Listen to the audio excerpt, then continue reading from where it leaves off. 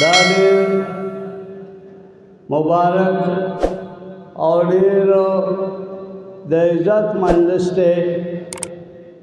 د دې نسبت د قرآن عظیم سره دی او دې وخت کې الحمدلله دا دمره فضلا چې تاسو ولیدل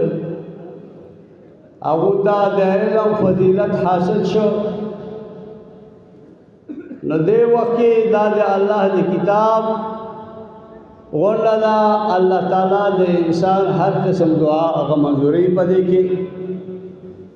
لہذا په اخلاص سره د الله نه بغواړو، دعا وکړو چې الله جل شانه دا خوشحالي او دا د طلباو ته، د اساتذو ته، د مدرسې اراکینو ته دا چې څومره سعادت حاصل شو، دا ډېر اوچت سعادت دی. دا اداره د ابتدا نه زه د نن نه په 65 کې هغه وخت کې زه راغلم، هغه وخت کې مشرفي صاحب دی ژوندي او دا د مخکې قدیم زمانې نه داسې روانه ده. په دې کې د دین خدمت کېږي. نو زه ډېر خوشحاله شوم چې الحمدلله دا سیلاب الله تبارک وتعالی اوس هم داسې چلی او په دې کې د علاقې باندې د الله ډېر لوی مهرباني او رحم دی.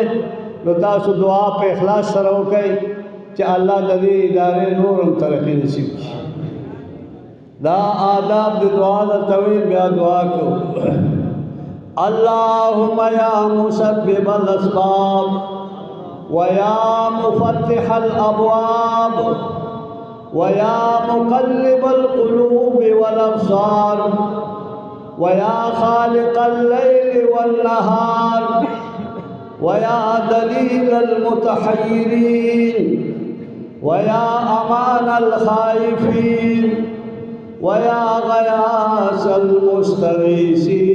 اغثنا ویا غیاث المستغیثین اغثنا ویا غیاث المستغیثین اغثنا توکلنا علیک ونفوض امورنا الى الله ان الله بصير بالعباد بألف ألف لا حول ولا قوة إلا بالله العلي العظيم. الہ العالمین دا کم صفات کی آداب د دعا دا ټول پتا کې موجود دی. اللہ تو اسباب جوڑے، تو بند دروازے کھولاوے. یا اللہ دا ټول صفتونه تا کې موجود دی. دا کم دے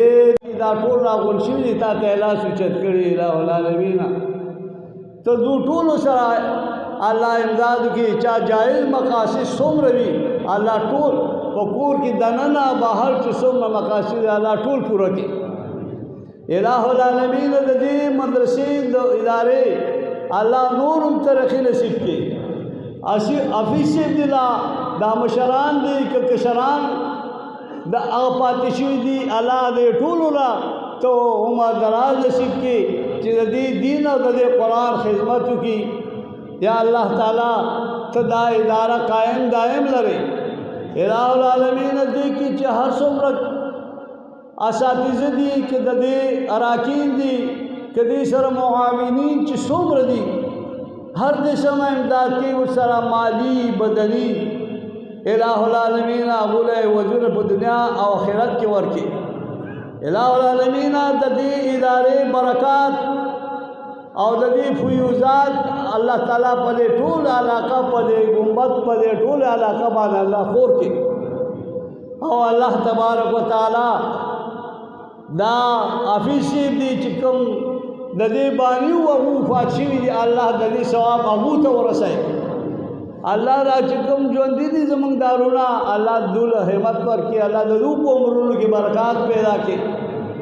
الہ العالمین کم کورونو کی چې بیماری دي الله تعالی هغه په صحتونو بدل کې دا مخکې ورځو کې زمونږ حافظ صاحب فضل وهاب ابي صاحب هغه وفات شوی دی هغه ته دعا وکړئ چې الله مغفرت نصیب کړي دا بل طالب علم که نه او دا دستربندي و هغه باندې اوس په هسپتال کې داخل دی دعا ورته وکړئ چې هغه الله تعالی صحت نصیب کړي دا اداره الله تعالی د هر قسم حوادثو نه د مفسدانو د فساد نه د شریر د شرارتونو نه الہ العالمین دا محفوظ وساتي هر ټول ادارې ټول اسلامي مدارس چې څومره دي الہ العالمین هغه ټول د فساداتو نه د شریرانو د شرارت نه محفوظ وساتي الہ العالمین د دې ادارو ټول ترقی نصیب کړي دا د دین دا یو قلاګان دي پدې کې